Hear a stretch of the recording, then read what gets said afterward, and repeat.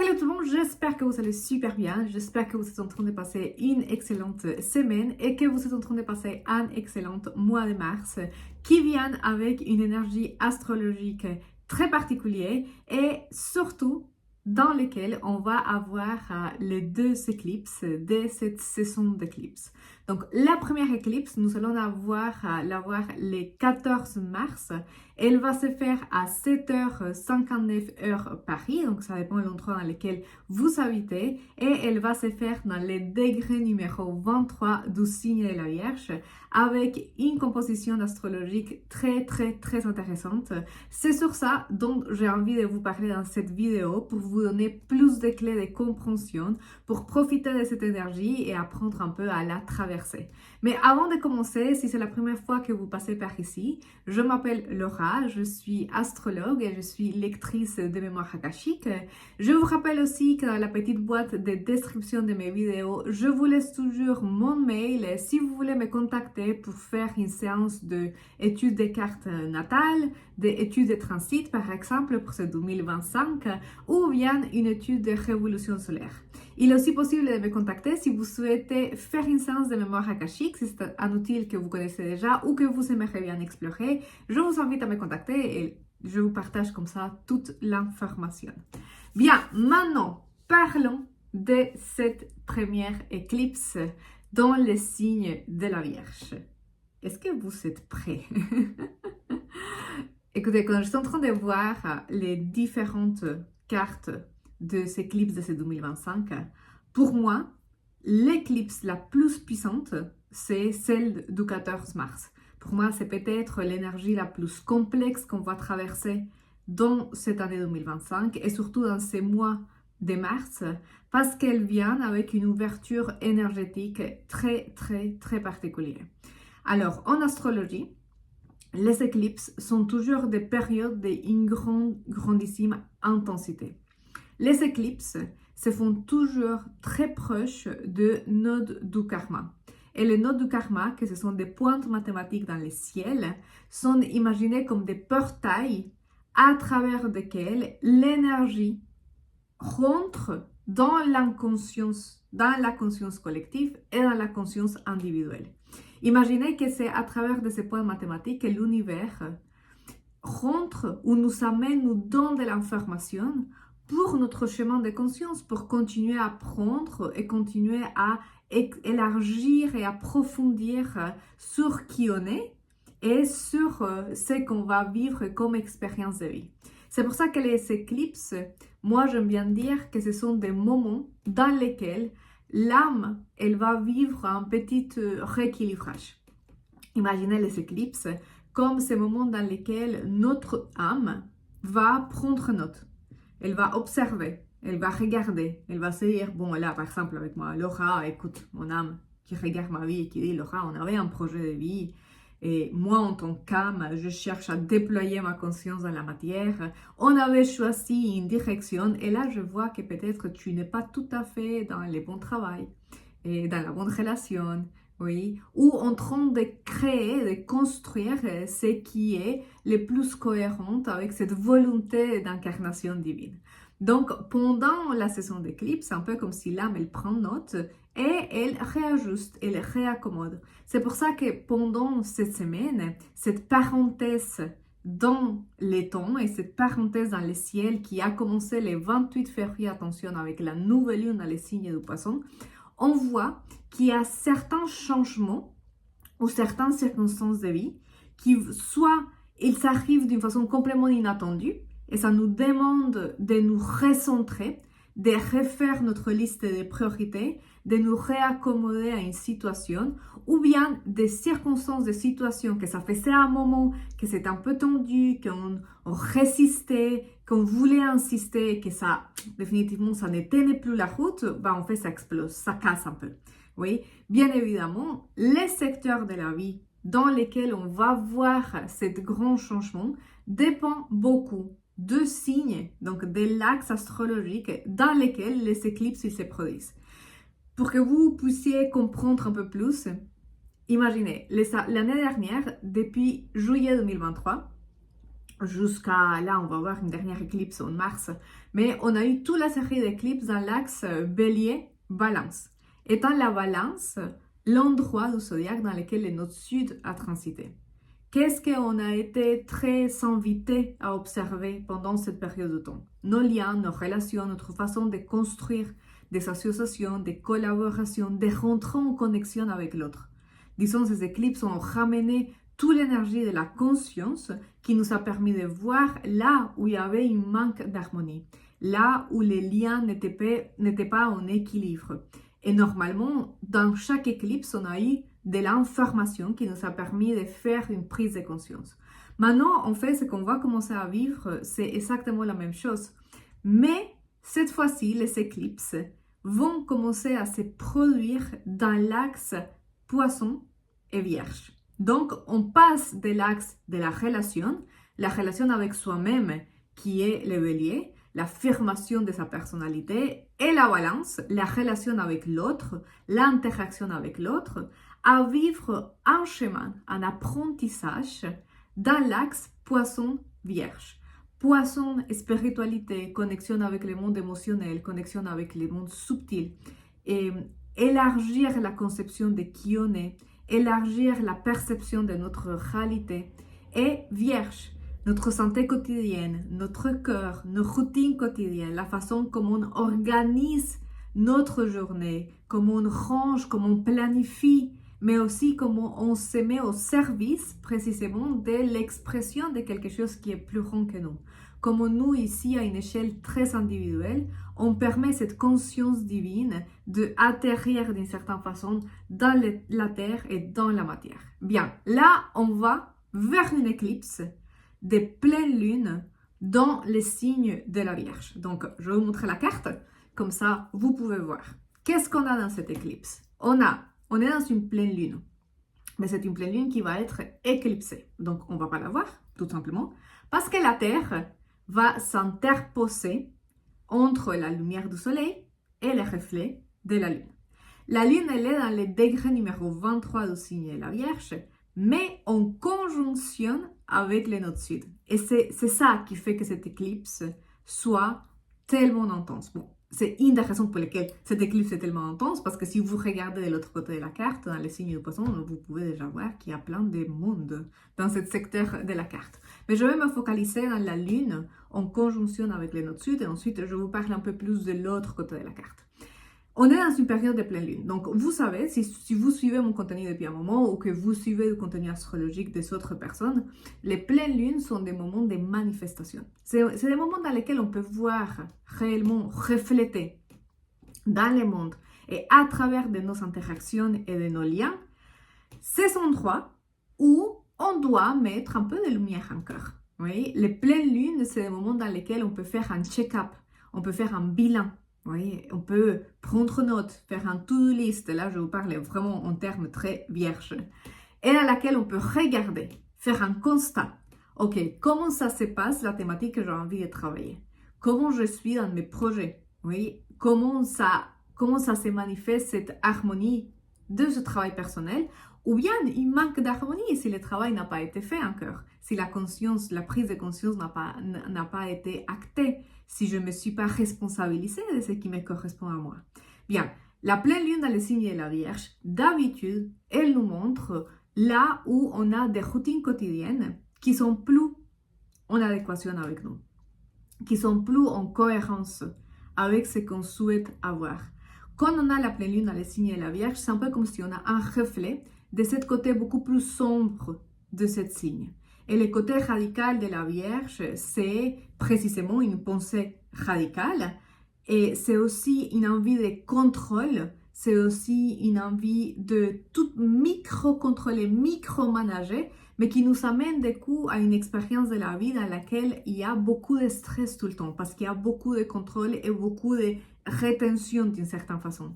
La Vierge, quand elle s'ouvre au chemin de conscience qui lui propose le signe du poisson, qui est le signe contraire et complémentaire, il s'ouvre à faire confiance à la vie, dans la fluidité de la vie. Sinon, on a cette Vierge gouvernée par Mercure qui est extrêmement analytique parce qu'elle considère qu'elle doit savoir exactement comment tu vas arriver dans la vie, comment tu vas se passer, qu'elle doit absolument contrôler tous les micro-mouvements pour se sentir en sécurité. Et c'est ça qui fait que du coup, parfois, on a des vierges, ou si vous connaissez des personnes qui ont de cette énergie autour de vous, qui deviennent hyper radicales, hyper exigeantes, qui sont très inflexibles aussi. Du coup, ici, on a la vierge qui est très critique et qui voit les choses radicalement positives, négatives, bon, mauvais, c'est blanc ou c'est noir. C'est un peu cette pensée qui peut être extrêmement bifocale, oui, ou binaire, ok?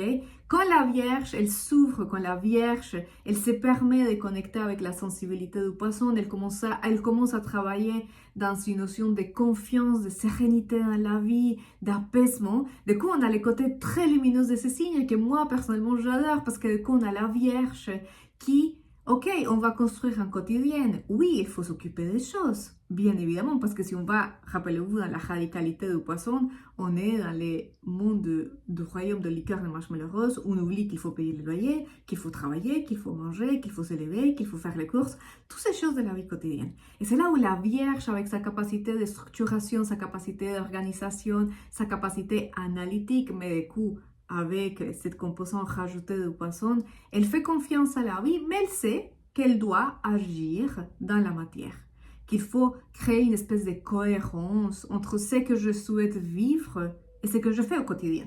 Oui, ce que je passe à l'action au quotidien. Bien, ici, on a une pleine lune. Donc, cette pleine lune qui est aussi une éclipse.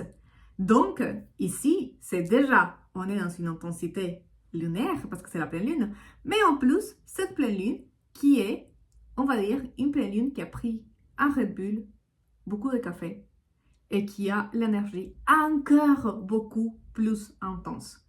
Pourquoi? Parce que les éclipses, ce sont des moments dans lesquels je ne vais pas uniquement m'occuper de clôturer les cycles émotionnels de 6 mois qui nous proposent les cycles lunaires, mais je vais aller clôturer des mémoires qui sont très, très, très profondes.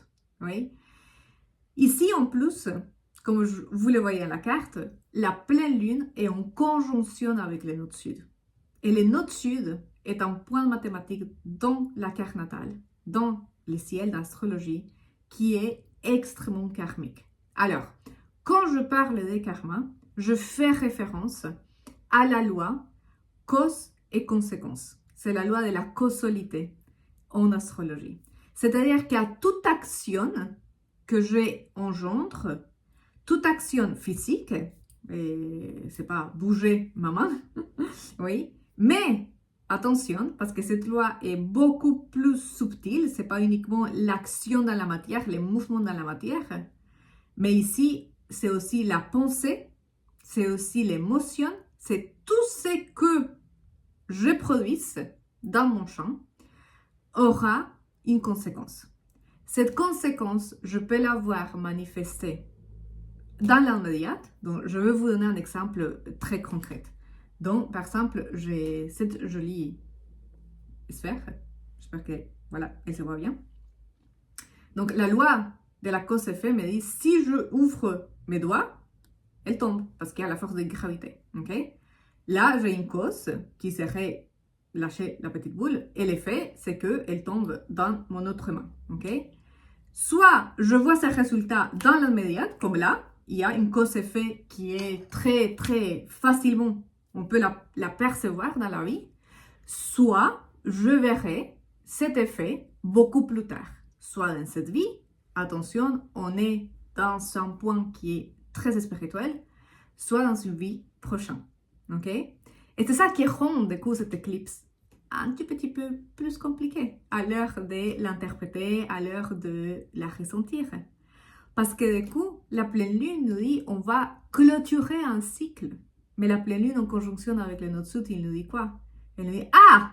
Et si ça se trouve, ici, on est face à un apprentissage. On est face à une prise de conscience qui a été, dont la cause, la racine primaire de cette circonstance, peut-être qu'on ne l'a même pas produit dans cette vie. Peut-être qu'il vient d'une vie passée antérieure. Vous voyez, comme vous avez envie de les comprendre. Maintenant, est-ce que c'est pertinent de du coup aller chercher qu'est-ce qui s'est passé dans une vie passée pour aller comprendre quelle est la racine? Non.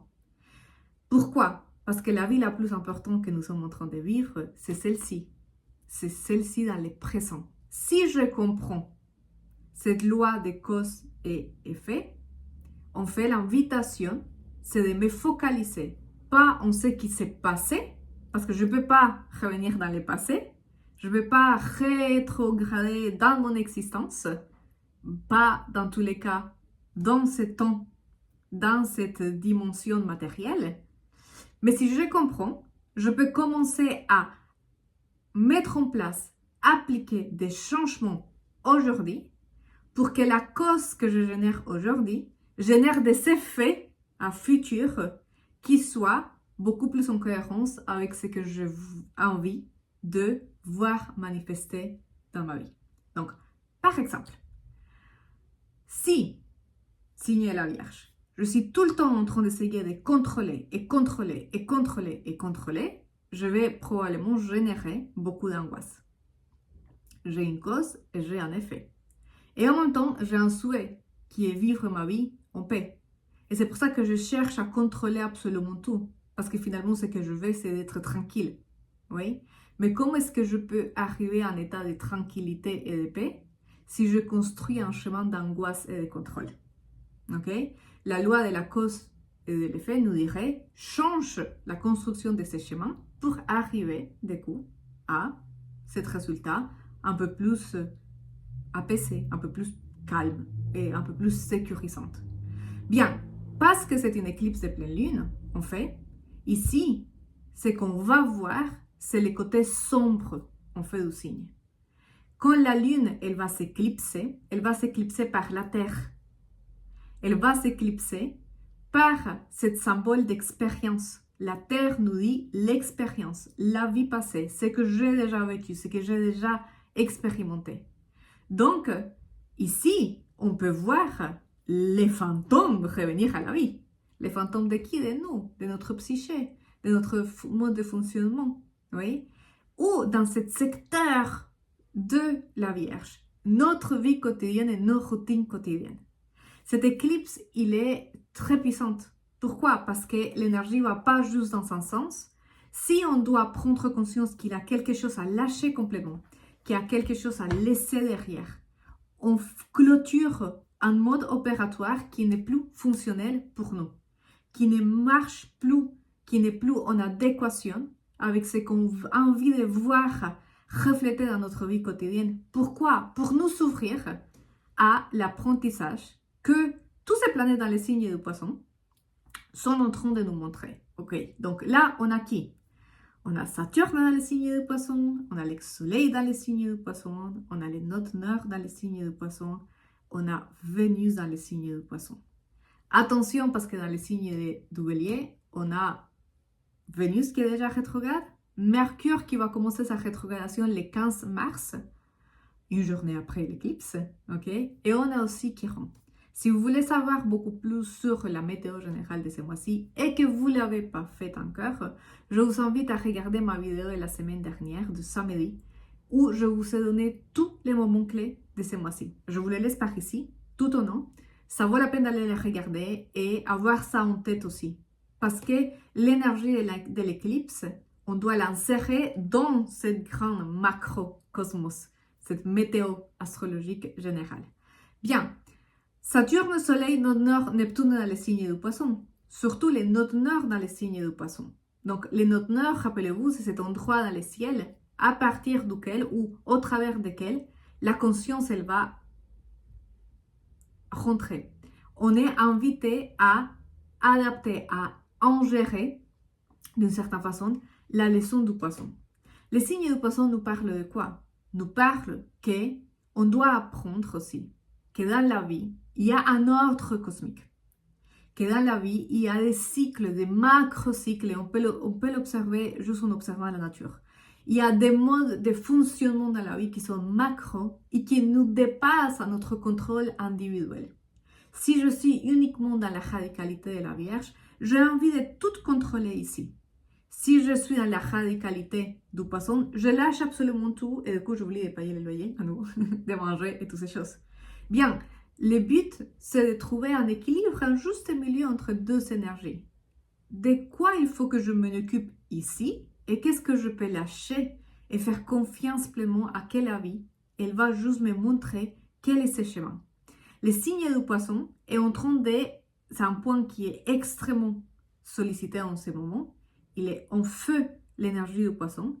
Donc on a une rentrée énergétique assez intéressante, une invitation à nous dire on peut vivre dans la confiance, dans la sérénité, dans la connexion avec notre âme, avec la vie, pleinement incarnée. Sur ça, je vous ai parlé un tout petit peu dans des vidéos précédentes. Mais ce mouvement, cet axe, nous parle d'avoir une spiritualité qui est incarnée. Faire confiance à la vie, faire confiance au monde, quand tout va très bien, quand je suis au milieu d'un monastère au Tibet, dans la montagne, déconnecté du monde, déconnecté de la vie quotidienne, de la vie courante, des enjeux, des défis qui impliquent avoir un corps, avoir une vie, avoir une famille, une relation, un travail, toutes ces choses qui nous rendent profondément humaines, ben c'est très simple, mais je me déconnecte de la vie. L'équilibre de cet axe, c'est littéralement d'apprendre à ramener ce ciel, à ramener ce paradis ici, dans la matière, ici, dans notre quotidien. Mais toute cette énergie du Poisson, imaginez, c'est comme l'univers en train de nous dire, si tu veux, je t'offre le paradis. Si tu veux, je te donne ce que tu souhaites profondément. Mais les notes dans la Vierge, avec la ligne, nous dit, ah oui, bah super chouette, mais il n'y a pas la place. Dans la vie, il n'y a pas la place. Oui. Imaginez, je vais donner une image très, très, très vierge. Je regarde mon bureau de travail ici. Et s'il y a trop de choses, s'il y a trop d'affaires, s'il y a trop de bordel, il n'y a pas la place pour quelque chose de nouveau. Cette éclipse, parce que c'est une fermeture, c'est précisément l'invitation de nettoyer, l'invitation de nous rendre compte quelles sont ces habitudes que nous avons, ces routines que nous avons, qui sont plus en cohérence avec une spiritualité appliquée, incarnée et quotidienne, avec une philosophie de vie dans laquelle j'accepte que je fais partie de quelque chose qui est beaucoup plus grand, donc je ne dois pas tout contrôler. C'est aussi une invitation, une profonde invitation de revenir un peu humble face au macrocosmos, face à la grandeur de la vie, et à la grandeur de l'univers, à la grandeur de Dieu si vous voulez, oui? Ou comme vous sentez qui est le mot qui est plus juste pour vous. Donc cette éclipse, elle va venir nous ramener toute cette énergie. Maintenant, parce qu'il s'agit d'une éclipse, la volonté de l'ego, nos plans, nos projets, c'est comment on souhaite structurer la vie. Bah, peut-être que ça ne va pas se faire exactement comme ça. Oui? Ici, il faut, ou l'invitation, c'est d'avoir extrêmement d'attention, parce que s'il y a trop de résistance, si je résiste trop au changement, c'est fort probable que je finis par me blesser ou avoir un problème dans le corps. Pourquoi? Parce que le point de dépuration, c'est le signe de la Vierge. Et la Vierge en astrologie nous parle de notre santé quotidienne. Donc, les petites grippes, les petites blessures, les petites contractions, les petits stress dans le corps, ça, c'est beaucoup en association avec la Vierge. Bien évidemment, s'il vous arrive quelque chose, c'est aussi l'invitation avec cette énergie d'aller consulter les médecins si vous ne l'avez pas fait, aller faire les examens et regarder qu'est-ce qui se passe dans mon corps physique. Les corps physiques pendant la période d'éclipse, d'habitude, deviennent une zone où il y a beaucoup de manifestations, mais surtout dans cette éclipse, on est dans l'axe de l'existence, on est dans l'axe de l'incarnation en astrologie. Donc notre corps, il peut parler beaucoup, beaucoup plus fort. Pourquoi? Pour nous dire, ici, il y a une routine qui ne se soutient plus en elle-même, qui nous ferme à la vie, qui nous empêche de vivre de façon cohérente avec ce que le poisson il nous invite à faire. Oui, le poisson il nous dit, aie confiance, sois dans la foi totale. Mais si j'ai envie de dire, oui, j'y crois, je suis dans la foi, Mais ici, dans la matière, dans le quotidien, dans la routine, tous les jours, je suis en capacité d'appliquer cette pensée quand j'ai besoin, c'est-à-dire quand ça ne va pas, quand j'ai un souci, quand j'ai une difficulté. Donc en fait, ce que je génère, c'est plus de séparation. Il y a une partie de moi qui croit, il y a une autre partie qui elle fait comme elle peut un peu. Et ici, on a des coups l'axe poisson vierge qui se déconnecte. Quand l'invitation, c'est de se rendre compte qu'il y a comme un symbole de l'infini. Vous voyez, comme l'énergie qui va circuler d'un côté à l'autre. Cette éclipse, du coup, pour moi, c'est une invitation aussi de venir connecter avec soi, de venir faire un travail d'introspection très profond avec soi et se demander quelles sont toutes ces émotions, quelles sont toutes ces croyances, toutes ces pensées, tous ces jugements intérieurs envers soi, envers la vie, envers l'autre, qui nous empêchent d'être dans le ciel, dans le paradis, dans cette union, dans cette connexion profonde avec l'amour. Et comment je peux commencer à mettre en place des actions concrètes, parce qu'on est dans un signe de routine, concrète et à observer ce que je vais devoir changer pour vivre en cohérence avec ce que je souhaite voir manifester dans ma vie. Bien, c'est pas une énergie qui est simple. On n'est pas dans un événement astrologique qui soit simple de compréhension ni d'expérimentation. Et pendant les éclipses, on peut se sentir un peu perdu. On ne sait pas exactement vers où on va. Et ça, c'est tout à fait naturel. Donc, mon invitation, c'est quoi? C'est d'être très connecté avec vous. Soyez dans l'observation. Soyez dans les ressentis. Écoutez votre cœur aussi. Voyez ce que la vie, elle vous propose. Soyez ouverte à voir qu'est-ce que la vie, elle vous ramène. Les saisons d'éclipse quand ils ramènent des changements, sont des changements qui peut-être, a priori, on peut sentir un peu désagréables, mais qu'à long terme, on se rend compte qu'ils étaient fondamentaux pour notre équilibre intérieur et pour notre chemin de vie. Bien, comme d'habitude, si je n'étais pas claire sur un point, n'hésitez pas à me laisser en commentaire.